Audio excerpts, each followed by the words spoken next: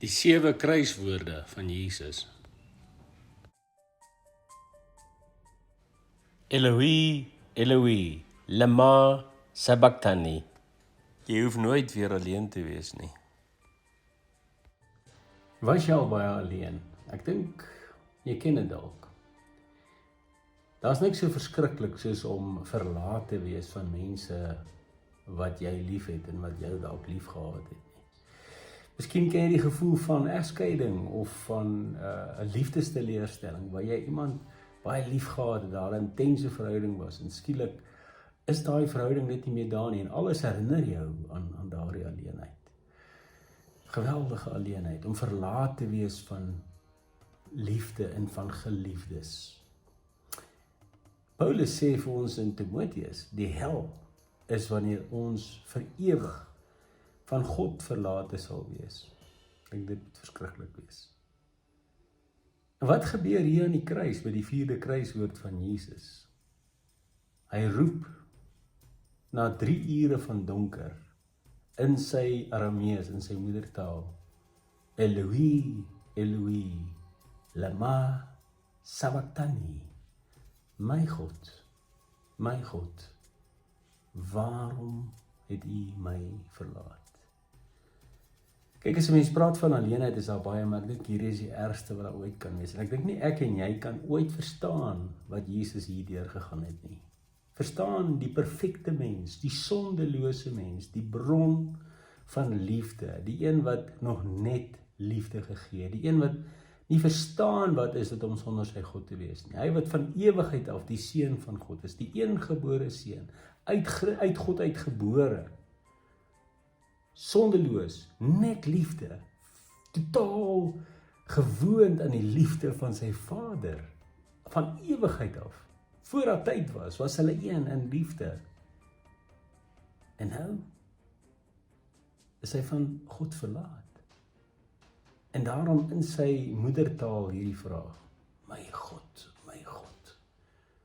waarom? En dan is die vraag, waarom het God hom verlaat? En ek en jy weet wat sy antwoord.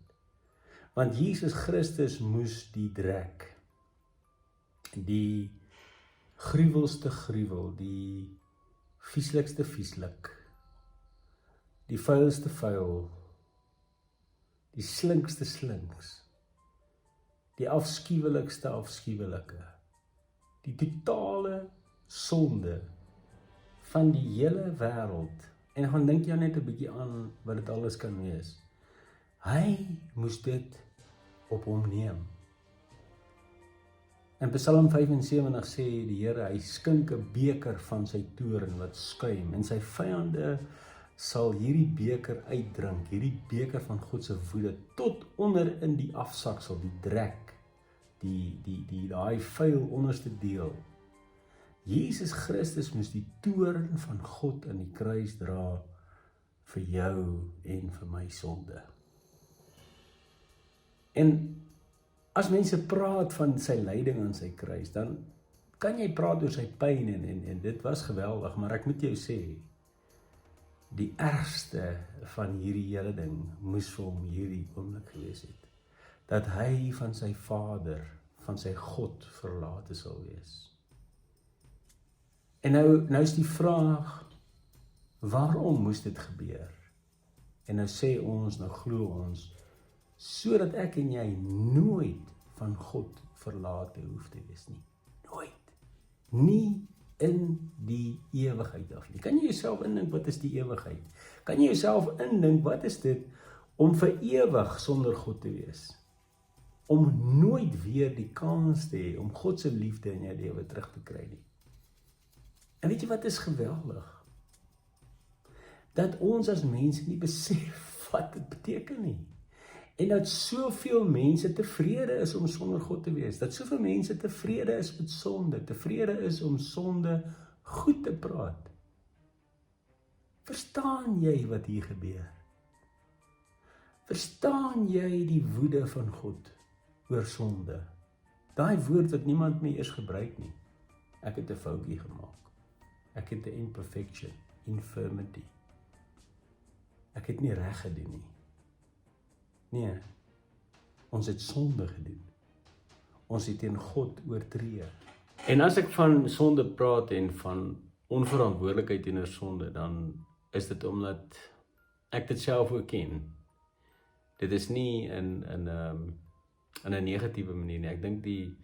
Ek dink juis hierdie geleentheid om so oor hierdie goed te praat en te bid en te dink is ontsettend kosbaar. En dit laat 'n mens net besef hoe ernstig hierdie goed is en hoe vinnig snel trein ons baie keer by die groot stasies verby van ons lewe. En in plaas daarvan dat hy ons verwerp vir wat ons dit verdien, gee hy homself. En dis die enigste manier hoe hy hierdie krisis kon oplos. Want hy het vir Adam en Eva gesê, julle sal sterf as julle teen my sondig.